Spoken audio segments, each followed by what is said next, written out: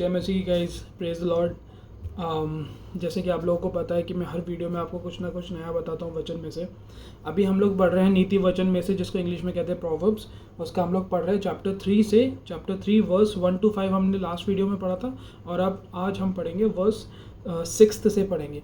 ठीक है, तो मैं आपको एक चीज़ बताना चाहता हूँ। जब भी मैं वीडियो स्टार्ट करता हूँ उससे पहले एक मैं छोटी सी प्रेयर करता हूँ, ताकि मैं अपने जो अपने मन के जो विचार है वो आपके सामने बहुत शुद्धता से, और ये पवित्र वचन के जो बाइबल है इसके जो थॉट्स है, इसकी जो अंडरस्टैंडिंग और नॉलेज है वो आपके सामने रख पाऊँ। और इसके लिए मैं ऊपर वाले से प्रेयर करता हूँ, बात करता हूँ कि वो मुझे वो अंडरस्टैंडिंग और नॉलेज दे, ताकि मैं आपसे शेयर कर पाऊँ। ओके, तो एक छोटा सा एग्जांपल, ताकि आपको भी आइडिया लगेगा कि प्रेयर करना कैसे होता है, ऊपर वाले से बात करना क्या होता है। तो कुछ भी नहीं करना है, आपको नॉर्मली ऐसे बैठना है, हाथ जोड़ने हैं, आंखें बंद करनी है, और ऊपर वाले से इस तरह से दुआ करनी है, इस तरह से उसको ऊपर वाले से बात करनी है। ओके, तो हाथ जोड़े, सर नीचे किया, आंख बंद करी। हे सर्वशक्तिमान पिता परमेश्वर, तू जो आसमान पे बैठा है, तू इस पूरी संसार का रचयिता है प्रभु। तूने अपने पुत्र को हमारे लिए भेजा, ताकि हम जो पापी मनुष्य हैं, हमारे पाप क्षमा किए जाए प्रभु। तेरे पुत्र प्रभु यीशु मसीह ने हम पर ऐसे उपकार किए प्रभु, जो इस संसार में और कोई भी नहीं कर सकता था प्रभु। तूने हमें इतना प्रेम दिया है प्रभु, जो इस संसार में कोई नहीं दे सकता है प्रभु। हम इस लायक नहीं है प्रभु कि तेरे सामने आए और तुझसे बात करने की हिम्मत भी कर सके प्रभु, तुझसे बात करने की कोशिश कर सके प्रभु, तुझ तक पहुंचने की, तुझे ढूंढने की कोशिश कर सके प्रभु। लेकिन तूने हमारे लिए रास्ता खुला छोड़ा है प्रभु। हम तुझे धन्यवाद देते हैं, हम तुझे धन्यवाद देते हैं प्रभु, हमारी ज़िंदगी के हर एक पल के लिए, हर एक सेकंड के लिए, हर एक दिन के लिए, हर एक घंटे के लिए प्रभु, क्योंकि तू हमारे साथ रहता है प्रभु।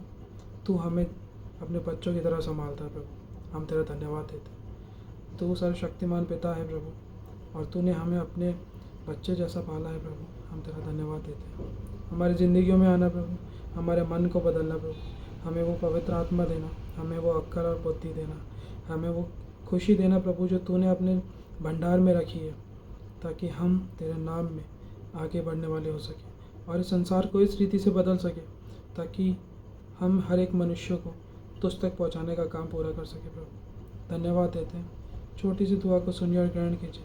मांगते हैं पिता, पुत्र प्रभु यीशु मसीह और पवित्र आत्मा के नाम से, आमीन। सो गाइस ये एक छोटी सी प्रेयर थी। ओके, आपको थोड़ा सा वो लग रहा होगा, लेकिन ये जो प्रेयर है ये बहुत ही सिंपल और बेसिक सी प्रेयर है। आपको कुछ नहीं करना, आपको अपनी मन की बातें ऊपर वाले के सामने रखनी है, और जब अपने मन की बातें उसके सामने रखोगे वो आपके दिल को छुएगा। ओके, आपको ये प्रेयर करनी है डेफिनेटली। ये एक आपको एक छोटा सा एक टेम्पलेट था कि ऐसे इस तरह से हम प्रेयर करते हैं। ठीक है, जब आप सच्चे दिल से प्रेयर करोगे वो आपकी ज़रूर सुनेगा। और इस संसार में ऐसी कोई चीज़ नहीं है, ऐसा कोई व्यक्ति नहीं है, ऐसी कोई ताकत नहीं है जो आपको उससे कनेक्ट करने से रोक सके। ओके, सो आइए हम लोग पढ़ते हैं नीति वचन। ओके, चैप्टर 3 वर्स 6 से हम लोग पढ़ेंगे, जिसमें इस तरह से लिखा हुआ है, उसी को स्मरण करके सब काम करना। उसी को कौन?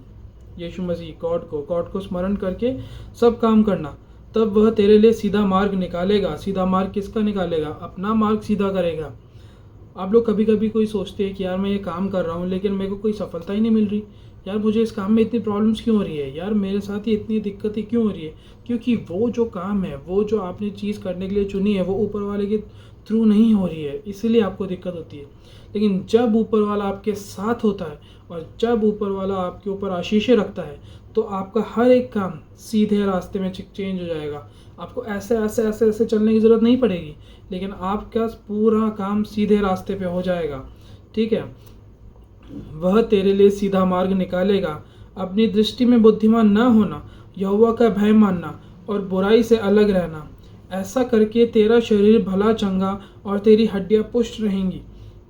क्या लिखा है? अपनी बुद्धि में सेल्फ को ओवर नॉलेजेबल नहीं बताना है कि मैं बहुत बहुत नॉलेजेबल हूँ और मुझे इतना ज्ञान है कि उसे तो कुछ भी नहीं पता, मुझे तो इतना ज्ञान है कि ऊपर वाला क्या करेगा। नहीं, खुद को इतना नॉलेजेबल नहीं बनाना है। खुद की आइज़ में, मतलब खुद की साइट में अपने आप को बहुत ज़्यादा वो नहीं मानना है, क्योंकि वो एक तरह का प्राइड होता है। ठीक है, एक्सेस टू नॉलेज और उस नॉलेज को समझना कि मुझे ये सब पता है, वो एक तरह का प्राइड है। और घमंडी लोगों से ऊपर वाला सबसे पहले क्रोधित होता है घमंडी लोगों पे, ठीक है, याद रखना।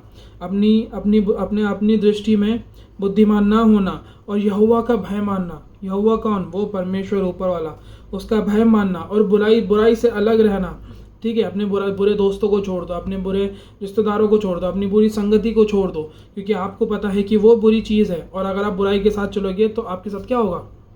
अच्छा होगा? नहीं, आपके साथ भी बुरा होगा, ओके। क्योंकि वो लोग आपको धीरे धीरे खाते रहेंगे। वो एक पैरासाइट है, वो आपको ऐसे खाते रहेंगे और जब आपको पूरा निगल लेंगे तब आपको पता चलेगा कि यार ये तो मैंने गलत रास्ता चूज़ कर लिया। तो पहले से ही, स्टार्टिंग से ही, भले वो आपके लोग प्यारे हैं लेकिन उनको छोड़ दो, क्योंकि इस दुनिया में लोगों की कमी नहीं है, ओके। और जब ऊपर वाला के लिए, जब उसके लिए आप कोई काम करते हो तो वो आपके लिए काम करता है, ओके। और आपका किया हुआ काम और उसका किया हुआ काम आपको खुद पता चल जाएगा अपनी लाइफ में क्या चेंजेस आ रहे हैं, ठीक है। आगे बढ़ते हैं। ऐसा करने से तेरा शरीर भला चंगा और तेरी हड्डियां पुष्ट रहेंगी। अपनी संपत्ति के द्वारा और अपनी भूमि की सारी पहली उपज दे देकर यहोवा की प्रतिष्ठा करना, यहोवा की प्रशंसा करना। अपनी संपत्ति के द्वारा, मतलब संपत्ति मीन्स हम लोग डोनेशन करते हैं, हम लोग गरीबों को खाना बांटते हैं, हम लोग कपड़े देते हैं, हम लोग मतलब आप समझ के डोनेशंस करना। और अपनी भूमि की सारी पहली उपज दे देकर यहोवा की प्रतिष्ठा करना। किसको देना? उसको नहीं। कहाँ डोनेट करना? चर्च में? ज़रूरी नहीं है। कहाँ डोनेट करना है? किसी इंस्टीट्यूशन में? ऐसा ज़रूरी नहीं है। अगर आपके घर के बाहर जो भिखारी बैठा है ना, आप उसको रोज़ खाना खिलाओगे? रोज़ नहीं खिलाओगे, आप उसको साल में या महीने में 1 बार 2 बार उसको कपड़े दे दोगे, उसको खाना दे दोगे, उसकी सेवा करोगे, तो वो होता है असली डोनेशन जो ऊपर वाला हमसे चाहता है। और हम लोग क्या करते हैं? हम लोग सोचते हैं कि यार मैंने तो 10,000 रुपये इस चर्च में दे दिए, मैंने तो इतना अमाउंट इस इंस्टीट्यूशन में दे दिया, मैंने इतना अमाउंट इस मंदिर में दे दिया और मेरा काम हो गया और मैं पवित्र हो गया। भाई नो, ये गलत है। क्योंकि हम तो अपना देके फ्री हो जा रहे हैं, मतलब हम लोग टाल रहे हैं कि तुम करते रहो। और वो लोग जिनके पास पैसा आ रहा है, वो उस पैसे को कैसे तोड़ मरोड़ के, कहाँ से कैसे निकाल के और कितना जेब में रखते हैं और कितना खर्च करते हैं, किसी को नहीं पता चलता। ये हर एक ये सत्य है, ये पूरी दुनिया का सत्य है। मैं ये नहीं बोल रहा कि है ना ये चर्च खराब है, ये मंदिर खराब है, ये खराब नहीं, लेकिन ये सत्य है, ठीक है। आप डोनेशन बाहर देने की जगह खुद से जाके खुद गरीबों की हेल्प करो। खुद किसी लूले लंगड़े को कोई चलने का वो देते ना, लकड़ी दो, ठीक है, लाठी दो, ताकि वो चल पाए। उसको खाना दो, उसको कपड़े पहनाओ, ठीक है। साल में 1 बार करो, महीने में 1 बार करो, हफ्ते में 1 बार करो, आपकी इच्छा। लेकिन जब आप ऐसा करते हैं तो उस गरीब के दिल से जो दुआएं निकलती है वो ऊपर वाले पे सबसे पहले पहुंचती है। और वो जो डोनेशन आप उनको कर रहे हो उससे ऊपर वाला खुश होता है, ठीक है। वो स्वर्ग में बैठा है, उसको पैसे की ज़रूरत नहीं है। आप जितना पैसा सोच नहीं सकते ना, वो ऐसे बना सकता है। वो कैसे? ऐसे। इतना भी नहीं करने की ज़रूरत है उनको, वो बस सोचेंगे और एग्जिस्ट कर जाएगा। उन्हें पैसे नहीं चाहिए, उन्हें आपका दिल चाहिए। वो चाहते हैं कि आप अपने कामों से उसे खुश रखो, उसके लिए कुछ ऐसा काम करो, उसके लिए मतलब कुछ गरीबों के लिए जो आपसे कम क्या बोलते हैं, लेस फॉर्चुनेट, जो आपसे लेस फॉर्चुनेट है, उन लोगों के लिए करो। वो डोनेशन की बात हो रही है। इस प्रकार तेरे खाते भरे पूरे रहेंगे और तेरे रसकुंडों का नया दाक मधु उमड़ता रहेगा। रसकुंडों का नया दाक मधु, ये मतलब बहुत पहले के टाइम की बात हो रही है। दाक मधु उस टाइम पे ड्रिंक को, वाइन को कहा जाता था। जो आज के टाइम पे वाइन हम लोग कहते हैं, उसको दाक मधु बहुत पहले कहा जाता था, ठीक है। तो तेरे रसकुंडों और इसी प्रकार तेरे खाते मतलब क्या? तेरे अकाउंट्स भरे पूरे रहेंगे। क्यों भरे पूरे रहेंगे? क्योंकि अपन अगर किसी सामने वाले की 100 रुपये से मदद करते हैं ना, तो ऊपर वाला उसे 10 गुना, 100 गुना, 1000 गुना लौटाता है। बस ये है कि हमें सच्चे दिल से करनी है। बस इतना सा चाहता है वो, बस इतना सा चाहता है, ठीक है। अब आगे देखते हैं। हे मेरे पुत्र, यहोवा की शिक्षा से मुंह ना मोड़ना, और जब वह तुझे डांटे तो बुरा ना मानना, क्योंकि यहोवा जिससे प्रेम रखता है उसी को डांटता है, जैसे कि बाप उस बेटे को जिससे वह अधिक चाहता है, जब हमारा कोई पुत्र होगा, जब हमारा कोई पुत्री होगी, जब आगे हमारे फ्यूचर में कोई चिल्ड्रन होंगे, अगर अभी इस टाइम पे आपकी कोई चिल्ड्रन एग्जिस्ट करते हैं तो आपको पहले से ही पता है, जिनके अभी चिल्ड्रन बच्चे हैं उनको पहले से ही पता है कि जिससे वो प्रेम रखते हैं, अपने बच्चों से अगर वो प्रेम रखते हैं तो उन्हें वो गलत रास्ते पे चलने से रोकेंगे, उन्हें डांटेंगे, उन्हें मारेंगे। बच्चों को ये लगता है कि हम पे अत्याचार करें, लेकिन माँ बाप को पता है, माँ बाप को पता है कि अगर ये गलत रास्ते पे चला और इसको नहीं सुधारा, ये अपनी ही ज़िंदगी बर्बाद कर लेगा। इसलिए कहते हैं कि अब जो लॉज आ रहे हैं ना, मैं टोटल अगेंस्ट हूँ कि बच्चों को नहीं मारना चाहिए। ये बात अलग है कि आप मार मार के उसको मार ही डालो बेचारे को, इतना नहीं, ये नहीं, लेकिन एक लाठी का एक सोटा तो पड़ना चाहिए। अगर कोई गलत काम करे तो उसके हाथ पे या उसके पीछे या उसकी पीठ पे या उसके गाल पे चाटा मारो, लेकिन बच्चे को मार के उसको सही रास्ते पे चलाना बहुत ज़रूरी है। ऐसे मत करो कि उसको बिल्कुल ही आपने छोड़ दिया, क्योंकि वो जो आप कर रहे हो वो उसे मारने से 100 गुना ज़्यादा उसके लिए हानिकारक है, क्योंकि वो लाइफ लेसन सीख ही नहीं पाएगा। जो आपको पता है, जो आपको अपने बच्चे के बारे में पता है कि ये सही है और मुझे ये सिखाना चाहिए, तो वो कभी नहीं सीख पाएगा और वो अपनी ज़िंदगी बर्बाद कर लेगा। मैंने फिर से कहा, इसका मतलब ये नहीं कि आप हर दूसरे सेकंड मार रहे हो, इसका मतलब ये नहीं कि आप हर छोटी छोटी बात पे उसको मार रहे हो।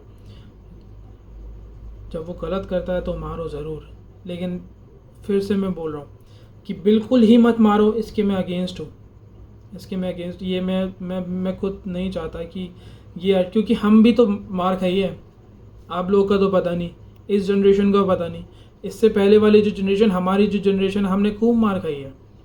उससे क्या हम मर गए? नहीं, लेकिन उस मार खाने से जो हमें नॉलेज, जो अंडरस्टैंडिंग मिली कि हाँ, कि दुनिया में कैसे चलना है, लोगों से कैसे ट्रीट करना है, लोगों से कैसे बात करनी है, मैनर्स क्या होते हैं, वो हमें उस मार से पता चला है। और अगर उस टाइम पे हमें भी छोड़ दिया जाता तो शायद आज मैं आपके सामने नहीं बैठा होता, पता नहीं क्या कर रहा होता। तो गाइस, ये था आज का वर्स। हमने पढ़ा चैप्टर 3 वर्स 6 से लेके वर्स 10 तक, ठीक है, सॉरी वर्स 12 तक पढ़ा, ठीक है, जिसमें लास्ट में था, क्योंकि यहोवा जिससे प्रेम रखता है उसी को डांटता है, जैसे बाप उस बेटे को जिससे वह अधिक चाहता है। ओके, सो हाँ, वंस अगेन, आप अपने बच्चों को ऑब्वियसली एक आध चाटा मार सकते हैं, लेकिन इसका मतलब ये नहीं कि आप मार मार के उसको बिल्कुल ही अधमरा कर दो, ठीक है, वो फिर भी एक छोटी सी नाजुक सी जान है। ओके, और आप भले एक बार मार सकते हैं, लेकिन आप ज़्यादा अगर उसके ऊपर करेंगे तो obviously that is wrong as well, ठीक है। कोई भी चीज़ एक्सट्रीम में अच्छी नहीं होती है, चाहे वो प्यार ही क्यों ना हो। अगर प्यार भी कोई चीज़ एक्सट्रीम प्यार है तो वो भी एक टाइम पे सिनिस्टर हो जाता है। Okay, so once again thank you for listening this, and अगर आपको कोई भी क्वेश्चंस हो या अगर आपको कोई भी ऐसी बात अगर आप चाहते हैं कि जो मैं आपको समझाऊं या आपको लगाए जो मैंने गलत बोली हो, तो प्लीज़ आप कमेंट में लिख सकते हैं, ठीक है। और प्लीज़ लाइक, शेयर और सब्सक्राइब कर देना। इससे ये होगा कि जिस ज़रूरतमंद को ये वीडियो देखनी है उसे पता चलेगी और वो इसे देख पाएगा। Okay, so thank you once again, I hope you like the video and praise the Lord. जय मसीह की।